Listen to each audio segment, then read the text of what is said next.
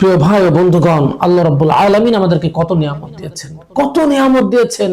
এই নিয়ামতগুলো আমরা প্রতিনিয়ত ভোগ করতেছি, কিন্তু আল্লাহ রাব্বুল আলামিনের কাছে শুকরিয়া জ্ঞাপন করছি না, অর্থাৎ নামাজ পড়তেছি না, রোজা রাখতেছি না, আল্লাহ রাব্বুল আলামিনের বিধানগুলো আমরা মানতেছি না। আল্লাহ রাব্বুল আলামিনের বিধানগুলো মানতেছি না মানে আল্লাহ রাব্বুল আলামিনের প্রতি আমরা অকৃতজ্ঞতা প্রকাশ করতেছি।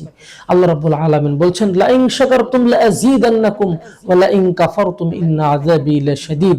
অর্থাৎ আল্লাহ রাব্বুল আলামিন বলছেন যে তোমরা আমার নিয়ামতের শুকরিয়া জ্ঞাপন করো, তাহলে তোমাদের নিয়ামতকে আমি বৃদ্ধি করে দেব। আর যদি তোমরা শুকরিয়া জ্ঞাপন না করো, তাহলে তোমাদের নিয়ামত আমি কেটে নেব এবং তোমাদের জন্য রয়েছে দর্দনাক আযাব, কঠিন আযাব।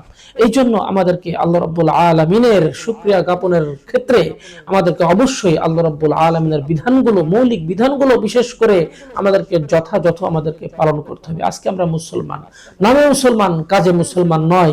কারণ হলো আজকে আমাদের 2টা বাড়ি রয়েছে, 3টা বাড়ি রয়েছে, কারো 10টা বাড়ি রয়েছে, গাড়ি রয়েছে, কিন্তু আমাদের উপর যাকাত ফরজ হয়েছে, আমরা যাকাত দিচ্ছি না। গরিব দুঃখী অসহায় মানুষ আজকে শীতের মধ্যে কাতরাচ্ছে, রাস্তার পাশে পড়ে অনাহারে রয়েছে, ছোট্ট ছোট মাসুম বাচ্চা। আমরা আজকে যাকাত ফরজ হয়েছে, যাকাত দিচ্ছি না যথাযথভাবে, যার কারণে আজকে কত অসহায় মানুষ আজকে বঞ্চিত হচ্ছে। এই জন্য ভাইরা, আসুন আমরা আল্লাহ রাব্বুল আলামিনকে ভয় করি এবং আল্লাহ রাব্বুল আলামিনের নিয়ামতের শুকরিয়া আমরা জ্ঞাপন করি। আমরা শুকরিয়া জ্ঞাপন করব, আমরা ইবাদতের মাধ্যমে, চোখের পানির মাধ্যমে, রাত্রি জেগে আল্লাহ রাব্বুল আলামিনের কাছে কান্নাকাটি করি, নামাজে, সিজদায়, রুকুতে আল্লাহ রাব্বুল আলামিনকে স্মরণ করি, তাহলেই আমাদের আল্লাহ রাব্বুল আলামিনের কৃতজ্ঞতা প্রকাশ করা হবে।